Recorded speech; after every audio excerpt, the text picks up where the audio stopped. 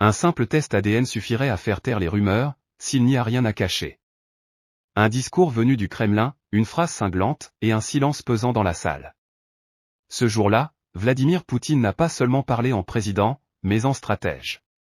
Face aux caméras du monde entier, il venait de lâcher une bombe diplomatique. Pas une bombe nucléaire. Pas une menace militaire. Mais une humiliation publique, froide, calculée, chirurgicale.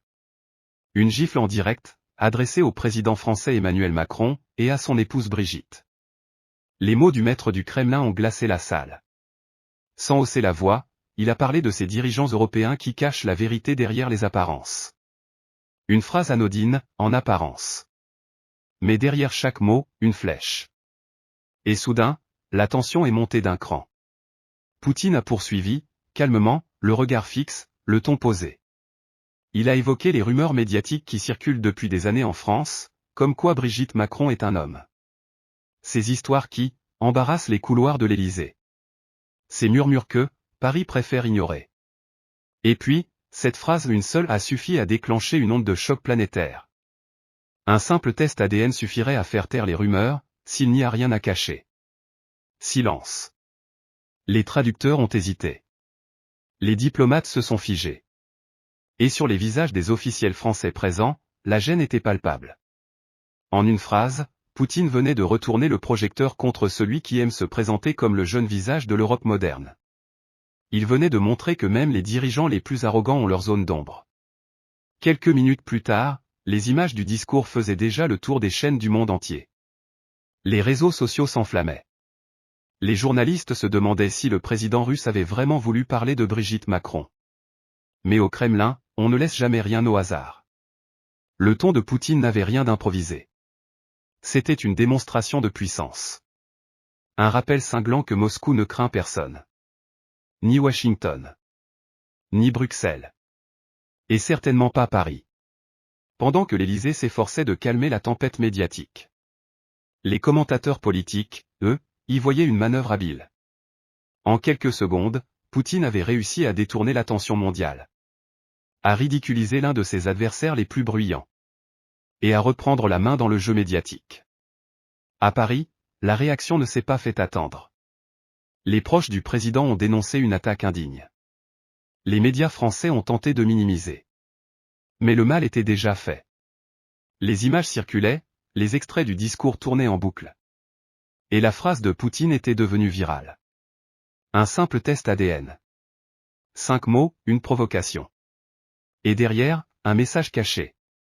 Ne cherchez pas à donner des leçons au monde tant que vous n'êtes pas irréprochable vous-même. Au Kremlin, c'était un coup de maître.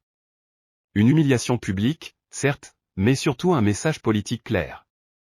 Le temps où Paris dictait la morale à Moscou est terminé. Et dans les coulisses, certains diplomates européens l'ont compris. Car au-delà du scandale, c'est une nouvelle stratégie qui s'esquisse. Poutine ne cherche plus à se défendre face aux critiques de l'Occident. Il attaque. Froidement. Lentement. Mais toujours avec précision. Depuis ce jour, l'Élysée vit dans un malaise permanent. Chaque apparition publique du couple présidentiel français devient un sujet d'ironie sur les réseaux sociaux russes. Chaque silence est interprété comme un aveu. Et chaque démenti semble ne faire qu'alimenter le feu. Dans le fond, c'est toute la diplomatie française qui se retrouve piégée. Parce qu'en voulant porter plainte à l'étranger, le couple présidentiel a donné à cette affaire une dimension mondiale.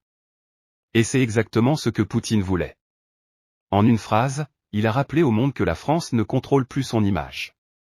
Que son pouvoir moral n'impressionne plus personne.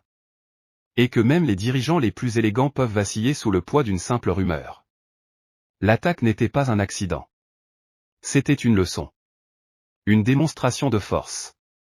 Une manière pour Moscou de dire « Nous n'avons plus peur de vos critiques. C'est vous qui craignez nos vérités. » Et dans ce duel à distance entre deux présidents, le Kremlin a remporté la bataille médiatique. Macron, lui, s'est retrouvé sur la défensive. Silencieux, impuissant, prisonnier d'une tempête qu'il n'a pas su anticiper. Ce jour-là, dans cette salle du Kremlin, Poutine n'a pas seulement parlé de politique. Il a parlé de pouvoir, d'image et de vérité.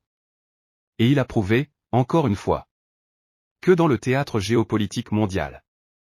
La Russie s'est frappée là où ça fait le plus mal. Dans la crédibilité.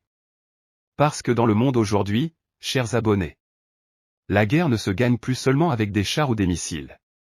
Elle se gagne avec des mots. Des phrases calculées. Et des humiliations publiques capables de briser des réputations. Nous vous invitons à partager vos opinions dans les commentaires. Si vous avez apprécié, n'hésitez pas à le liker et à le transmettre à vos proches. Pensez également à vous abonner et activer la cloche de notification pour ne rien manquer de nos prochaines vidéos. Votre soutien est essentiel et nous vous en sommes très reconnaissants.